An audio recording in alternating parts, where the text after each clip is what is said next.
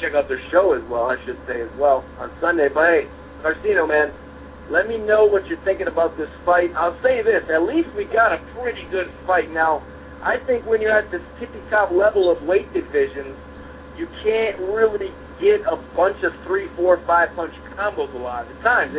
You know, there's special guys that can get that accomplished, and sometimes, you know, we saw 4 fights, Pacquiao, Marquez. I mean, of course it happens. It definitely happens. But, you know, I thought it was a pretty damn good fight considering they couldn't get, 3 punches at a time all the time. I saw a little on Twitter. Twitter's blowing up. It's funny, Trout is actually huge on Twitter. He's trending, but not Canelo. So I guess that tells you about that scorecard. What were your thoughts, Garcino, man? Give it to us straight like you always do. Well, I like to say, first of all, it's nothing against Canelo whatsoever. I thought he did some things differently that I liked, and a lot of things that I didn't think he was going to be able to do. He basically changed the entire format of what he was supposed to do, or what Trout thought he was going to do coming into the fight. He led with right hand lead. He blinded him with a jab. He kept the punches try to short and straight. He did some things differently, but he did what I expected him to do. He fatigued in the fight, and I did think that Austin Trout set the pace, even though he wasn't landing the jab as much, and it kept Canelo having to work, having to move, having to use defense, kept him from throwing combinations, getting his timing right, kept some distance, but I did feel he needed to go more to the body of Canelo. And then, if not, going close, smother some punches, put your weight on him, and kind of walk him out, especially when he got tired late in the round. I think that's when that could have, basically got Canelo and even more dire straits if he could just, when Canelo was noticeably tired and winded from some body shots he was taking, he should have immediately went closer to Canelo, tied him up, put his weight on him, let the referee walk him out, let the ref get in between them, put the weight on the guy. You're a bigger man. Use your size to your advantage. Don't let the guy rest on the word. He waits for these spots to rest. You got to take advantage of it. But even with that, I had Trout winning this fight about 7-5 at best, 8-4 easy. Easy. There was not enough activity from Canelo to give him rounds. None. It was just one shot, pop shot every now and then. And sure, it looked clean, and it was clean a lot of the time, but that's not enough. For 3 minutes out of a round, it just wasn't enough for me. And when he really sat down on some punches in the round, like he won a round late, I think I gave him either the 10th round or the 11th, that I felt Canelo really, sat down on some punches, he counted well, and he dug down deep to win a round, and I felt that he needed to win at that point. Because I think, ever since the knockdown, he hasn't won a round. On my card, he didn't win a round after the knockdown. That was in round 7. So you lose 8 through 12, or you win one round out of 8 through 12, and then you get the fight. I mean, by that large of a margin, that's crazy. See, Austin left doubt on the table. He has to win by no doubt. He left doubt, and that's what cost him. Well, tell you what, I gave him a real past the knockdown. I will say that. And so I got to say, though, 8-4 on the other side, to me, I don't think 8-4 on either side. That's just my opinion. But, you look back at who's busy and who's not. Well, the main thing is this. There's a lot of Canelo fans saying that he won this fight, and I respect everyone's opinion. My thing is, how can a guy win a fight if he's taking a minute and 30 seconds off of the round, then he comes and lands a big uppercut? But the guy that's landing to the body, consistently landing a jab, throwing 56 jabs around, landing like, I don't know, 13 of those jabs. I just don't get it. I don't understand. But if we're talking cards, Canelo got the knockdown in round 7. That's another big deal right there. See, I know how boxing is scored, and I know that they're very unfair, so I didn't even bother giving that round a 10-9, even though Trout got off the floor and won the remainder of the round. But I didn't give him a 10-9. I still gave Canelo 10-8. But after the 7th round, I gave Trout round 8, round 9, round 10. I gave Canelo round 11, and we all know Canelo took off round 12, where he landed, I think, another big uppercut in round 12. But I guess that's also enough to win a round. I mean, the bottom line is this. CompuBox shows that he was outthrown, he was outlanded, and the naked eye can see that he was outworked because Trout was throwing above the middleweight average just in jabs alone. Was Canelo's punches more effective or harder shots? Absolutely, but can we give you the round or the fight just because you're throwing harder shots?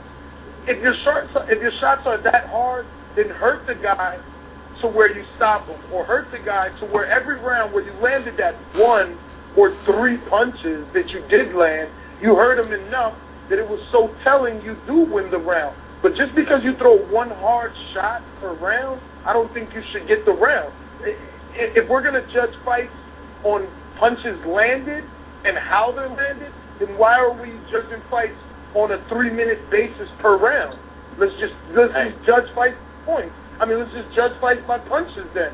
It makes no sense. It's 3 minutes per round. You can't fight 10 seconds of the round and win a fight that way. It's just ludicrous, man. It's ridiculous. And that is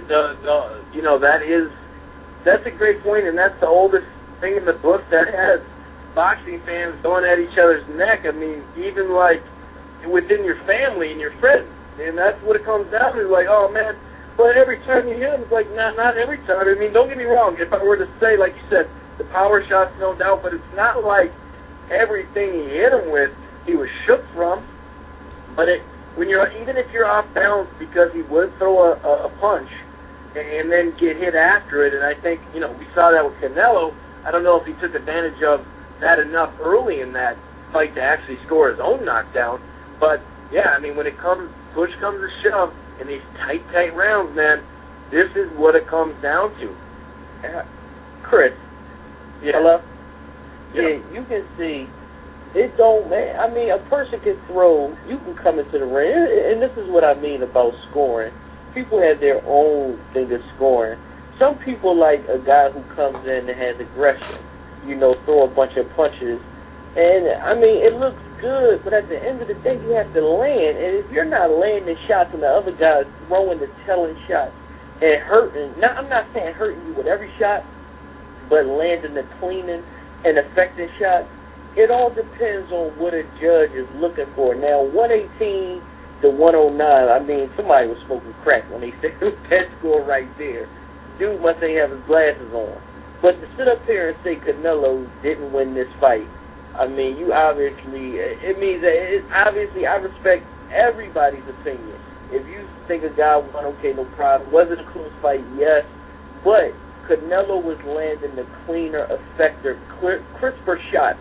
Austin was throwing a lot of shots, but Austin wasn't controlling the rounds and controlling the distance in the fight. That's the biggest thing. If you look at the fight real closely, Austin was coming in, Austin was throwing shots, Austin was throwing a jab. But let's be honest, he was throwing 30 to 35 jabs a round, but it wasn't as if he was extending the jab to touch Canelo. It was more of trying to range find it, but never nothing coming right back with it. He never threw the straight left hand like he was supposed to. And when he got Canelo against the ropes, yeah, he threw a lot of shots. He touched him to the body every now and then, but the upstairs shot wasn't landed. And CompuBox, for people that know this, CompuBox count anytime you touch a shoulder as a shot. When you touch a shoulder, they count that. So of course, sometimes it's going to look at it. CompuBox is not accurate. You know what I mean? So to sit up here sometimes and rely on compuboxes is BS. I don't care if you throw a bunch of shots. You can land 1,000 shots. But, you know, at the end of the day, if you land in 1,000 soft punches and the guy is throwing the harder punches, controlling the round, and everything else, I'm more likely sometimes to incline to give it to that. All depends on what the fighter is doing and who the fighter is. Now, with Austin was throwing a bunch of shots. You know what I mean? He was throwing the jab, but how many jabs actually really hit Canelo? How many shots was Canelo picking off with his gloves? I mean, so it all depends on what you're looking for. I mean, if you want to root for Austin because you're a friend of Austin, I mean, that's cool. I mean, I like Austin too. I'm cool with Austin also, but I just felt Canelo won the fight. It is what it is, man. You know, like I just thought Canelo was the more active. Well, not active. I'm sorry. I thought he was the more telling fighter. He landed the bigger, cleaner shots, and also not just the cleaner shots. I mean, of course, he was fighting 1 or 2 rounds because what people don't understand is Canelo loads up a lot. That's why he gets tired so much. But to say that Austin, you know, did everything in his power to win this fight, I mean, that's BS also. I mean, he didn't do the things that he didn't fight the fight he was supposed to fight. Period. Yeah, I think you said that well, that's for sure. I don't think he came close to losing this fight because I don't think Canelo did enough to take the fight. 8-4 easy for him. I mean, even if he didn't make him pay, he didn't do the things he should have been doing. He should have really went to the body more. He should have used his weight, laid on the man, walk him out, let the guy know you in there with a bigger guy. But just because Canelo's sitting in the middle of the ring, bobbing his shoulders, looking like he's controlling stuff, yeah, that don't win around for me. And that's just how I was scoring the fight. I'm looking for activity. Even though he wasn't landing a lot of shots with the jab, it definitely disturbed and bothered Canelo. Canelo never could really get in the rhythm. But when he did land telling shots. He did land some power shots. And for those rounds, he got. But how many of those did he land after round 7? I mean, all of the stuff we're talking about with Canelo is early. In the later rounds, he'll throw maybe 1 shot every minute and 35 seconds. I mean, that's not going to win a round for me. I don't care how clean it looks. When another guy is throwing all these shots and he's active and he's working, I mean, it's not like Trout was just sitting there, like just with his hands by his side, you know, just trying to feint, throwing feints. He's actually throwing punches. His hands are going. You know, right. Last week we saw a guy just fainted and spun and ran around the ring. And they thought that was a masterpiece. And now we got this guy who's outworking this guy, and he still can't get a fight. I just don't agree with the fact that he needed to do something extra. I mean, I just wanted to see him do what I wanted him to do. Even with that said, with him not doing what he did, he still won 8 rounds or 7 rounds to me. Even without the stuff he did do. Right. But my question to you and everybody else out there, does anybody feel Canelo Alvarez is ready for Floyd Mayweather at this point? No, man. You go reaching like he was with that right hand early, you might end up on your butt. Yes, you go ahead and answer that. I don't think he's ready for him, but I will say it's crazy because he did a lot of things that I was very impressed, and I think we've all admitted that, even though the people that think Trout won or it was a draw, I think he did a lot. I'll give him credit, but he's not ready for Floyd just yet. Neff, what are your thoughts on what he was talking about as well? But is he ready to step up, or should he find Cotto, and should he, try to still build his star and keep improving? Before I get into that, Chris, I want to ask you a question for a quick response. Hollywood brought up the fact that CompuBox is flawed, and I won't deny that because CompuBox is a guy's more than one person sitting ringside with a clicker counting punches. But the real question here is, does Hollywood or anyone who believes what he said or agrees with what he says believe in their mind that they're watching a fight on television and they can actually see more punches landed or not landed than the guys that get paid to do this? The guys that get paid to click that clicker, they're not watching the fight. They're watching blows. That's what they're there to watch. They're not there to watch the fight. They're not there to listen to the crowd. So I'm not saying he's wrong because he's right. He's right about the system being flawed. But what he's wrong in my eyes is that no matter how I might have seen it or he might have seen it, the fact of the matter is that we can all agree that the guys clicking the clicker are more accurate than the guys sitting at home watching the television, watching a fight on TV, or even the guys in the stadium watching a fight because they're watching a fight as a whole. Again, these guys are there to do one thing and one thing only: count punches. Not get oohed and awed when a big punch lands. Not, stand up and cheer when a knockdown is scored. They're there to count punches. So regardless of what we're all being human, they're still there to do a job, and I'm pretty sure they're going to do it better than you or I because all they have to do is count punches. But is he ready for Mayweather? No, I'm interested to see, now that he won this fight, the big rumor is that he wants Cotto in September. So I'm interested to see what sort of position Showtime is going to be placed in.